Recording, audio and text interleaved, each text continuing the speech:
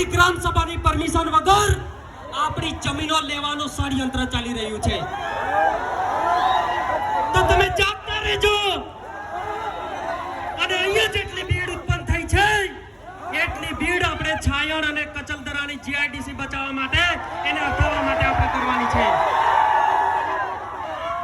આપણા વિસ્તારની અંદર કોરિડોર કાઢવામાં આવ્યો. એક પણ આપણા આદિવાસીને પૂછવામાં નથી આવ્યું. આટલા ગામોમાંથી જમીનો ગઈ છે, એક પણ વ્યક્તિની પરમિશન લેવામાં નથી આવી. તો આપણા આદિવાસીઓની જમીન આ પાણીના મૂલે લેવાનું જે નાલાયકો કરી રહ્યા છે તેમને અમે ચેતવણી આપીએ છીએ.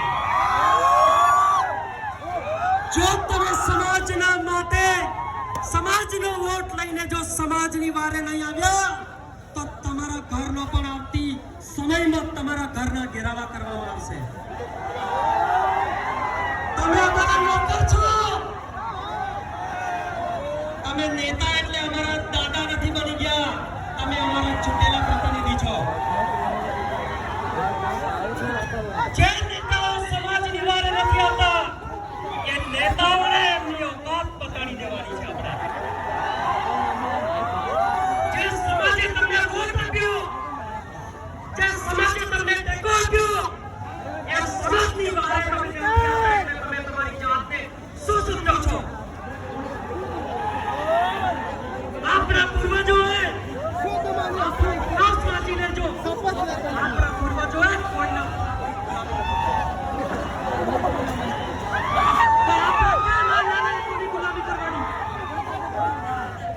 આપણા પૂર્વજોએ એક થઈને જળ જંગલ અને જમીનને બચાવવાનું કામ કર્યું. આપણા પૂર્વજો અંગ્રેજો ઉપર નથી રમ્યા તો આ તો બધા પાજી પાલો છે. પાજી પાલો. અરે દલાલા સાંભળી લેજો. આ દેશના મૂળ માલિકો બોલે છે કે હવે સમાજ જાગી ગયો છે. મારા ભાઈઓને એક જ વિનંતી કરીશ કે કાયદો અને વ્યવસ્થા જાળવી રાખજો. આપણા હક અધિકારની લડાઈ ઘણી લાંબી છે. આપણો તકદીર દબાવેલો જે કાયદો છે, આપણી જમીન કોઈ ગેર આદિવાસી લઈ નથી શકતા. આદિવાસી વિસ્તારમાં કેવી રીતે બની શકે? આદિવાસી વિસ્તારમાં આ ડેમો કેવી રીતે બની શકે? આપણા સમાજના આ દલાલ નેતાઓએ આપણી જમીનની દલાલી કરી છે. ભાઈઓ જાગી જજો. આ જાગવાન હરકી વારી है. सेला जोगने सत्ता जोगनी सेती वारी है. गुरु गोविंद कीधुं तो કે જેદાર આદિવાસી નો એકડો થાય તેદાર આદિવાસી ઉપર કોઈનો બાપ એનો સંચાલન નહીં કરી શકે. આપણી રૂઢિગત ગ્રામ સભાની વાત કરીએ તો આપણા ગામની અંદર જો કોઈ વડાપ્રધાને આવવું હોય, જો કોઈ ગૃહમંત્રી આવવું હોય, જો કોઈ કલેક્ટરે આવવું હોય કે કોઈ એસપી આવવું હોય ને તો આપણી રૂઢિગત ગ્રામ સભાની પરમિશન લેવી પડે. આપણો કાયદો બોલે છે પણ તમે અને હું માત્ર ને માત્ર નાચવામાં વ્યસ્ત છીએ એટલે આપણા સમાજની હાલત ખરાબ છે. વિશ્વ આદિવાસી દિવસ એટલે આપણા માટે એક એવો તહેવાર કે જે બધા તહેવારોથી ઉપર હોવો જોઈએ. વિશ્વ આદિવાસી દિવસ એટલે એવો તહેવાર કે જેમાં આપણા આદિવાસીઓની એકતા વધે કે નથી વધતી? હું મારા ભાઈઓને કહેવા માંગુ છું કે કામે કામ આપણા જેવા યુવાનો તૈયાર કરો. કામે કામ બોલનારા યુવાઓ તૈયાર થાઓ અને આપણા સમાજની જે દલાલી કરે છે એવા ચાટુકાર દલાલ નેતાઓને ખદેડી મૂકો. જે પાર્ટીઓની ગુલામી કરે છે એવા દલાલ નેતાની ખુરશીને ખુરશી લઈ લો. આ માત્ર ભાષણ કરવાથી નહીં, તમારે ગામે ગામ જઈને ભાઈઓની એકતા કરવી પડશે. આજે આપણા સમાજની અંદર તમે શિક્ષણ દેખો, શિક્ષણ સૌથી ઓછું પરિણામ આવે, સૌથી ઓછું પરિણામ ભાઈ.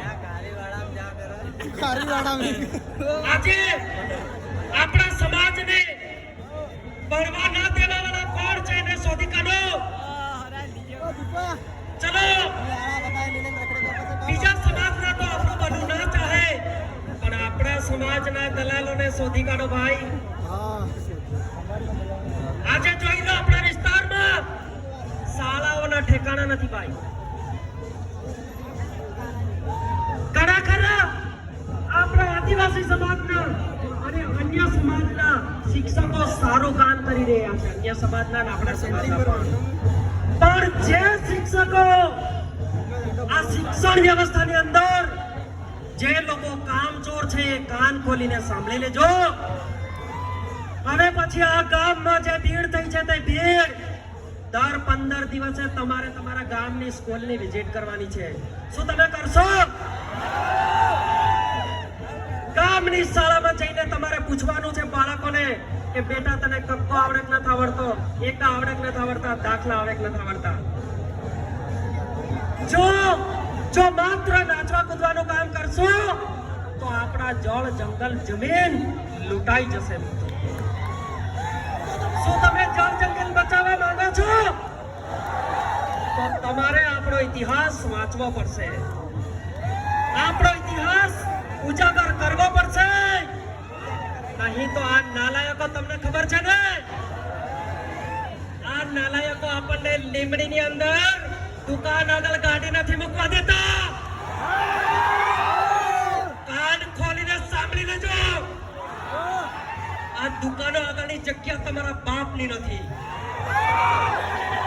આદિવાસીઓને મા બેન ની કાળા બોલવામાં આવે છે. આદિવાસીઓને દુકાનો આગળ ગાડી નથી મૂકવા દેતા. હજી કહું છું, મારો સમાજ એક થઈ ગયો છે. અમારા વિસ્તારની અંદર જો તમારે વેપાર કરવો હોય તો તમે તમારી હેસિયતમાં રહીને વેપાર કરજો. અમે જાણીએ છીએ કે મારા સમાજમાં શિક્ષણ નથી એટલે મારા સમાજને તમે લૂંટી રહ્યા છો અંગ્રેજોની જગ્યાએ. તમે હું મારા સમાજને કહેવા માંગુ છું કે આવનાર સમયમાં એક